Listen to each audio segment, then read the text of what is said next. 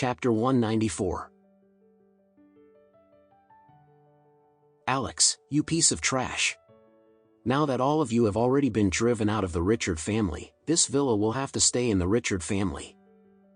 I came here to collect the villa on behalf of the Richard family today. Emma gritted her teeth before she said, "You guys are simply too much. You are trying to snatch the villa by force simply because you failed to get Alex to give it up to you?" Trump also yelled angrily, "Harold, this villa belongs to my son-in-law. No one can take it away from him." Harold spat and began cursing. "Who the hell do you think you are, Emma? You are now just someone who has been chased out and disowned by the Richard family. Do you think you are qualified or worthy enough to talk to me?" Then, Harold raised the crowbar in his hand as he pointed it at Trump and continued to speak, "And you, old man, do you think you are still my second uncle? Hurry up and get out of this villa now. Otherwise, I will break your legs." Alex was extremely furious, and he asked coldly, "Where is Leo?" Harold stepped forward and laughed before saying, "Oh, you mean the old man who was guarding the villa? Well, I got rid of him after giving him a good beating. From now on, he should know clearly who the true owner of this villa is." "You hit Leo?" Alex asked with a cold expression on his face. Even though Leo was a butler who previously worked for the White family, since Hazel had already placed him in charge of this villa, he was one of Alex's people. Moreover, Uncle Leo had always been very loyal and respectful to him. What was even more important was the fact that Leo was already more than 65 years old this year. Alex could not believe that Harold would not even let an innocent old man off. Harold sneered before he said, "Why? If a dog cannot recognize his own master, shouldn't I beat him up nicely? Otherwise, how would he ever know who his true master is? I have to beat him up so that he knows who his master is and where his loyalty should lie."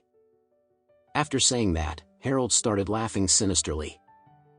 Alex became extremely angry, and without holding back, he punched Harold. Bam! Harold could not dodge on time, and Alex's fist hit him directly on his nose bridge. Harold screamed in pain as blood started gushing out of his nose. "Why are you still standing there? I want this piece of trash dead." Harold yelled at the bodyguards with a wild and crazy expression plastered on his face. Immediately, the bodyguards took out some long swords before they started rushing at Alex viciously. "Alex, I know that you are very good at fighting, but I really want to see how you are going to get out of this alive. Let's see whether your fists are harder, or whether your skin is thicker than the swords." Emma and Trump turned pale as soon as they saw the bodyguards rushing at Alex with swords in their hands. Yes, Alex was undoubtedly a good fighter, however, at the end of the day, he was still made of flesh. He was only human. How could he possibly win against his opponents who were all brandishing long swords in their hand? Alex had an indifferent expression on his face. "You think you can take my life just like that?" Having said that, Alex moved at such a fast speed as he fought against the bodyguards working for the Richard family. Even though the bodyguards were all holding a long sword in their hand, they could not even touch Alex's clothes at all. Moreover, Alex was simply amazing because he could even launch an attack while evading their swords. He would throw a punch casually, and when his fist hit his target, the sound resounded loudly in the air. The bodyguards were all members who had retired from the special force, but they were no match for Alex at all. In the blink of an eye, Alex had already taken all the bodyguards down.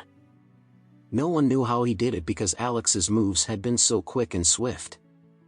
Even before they could see him coming, the bodyguard had already been knocked down to the ground. Furthermore, Alex was feeling infuriated as he fought with these bodyguards, and so, he did not hold back as he did not feel any sympathy for them at all. He attacked them brutally, and most of them were lying on the ground as they screamed in pain because of their broken hands or legs.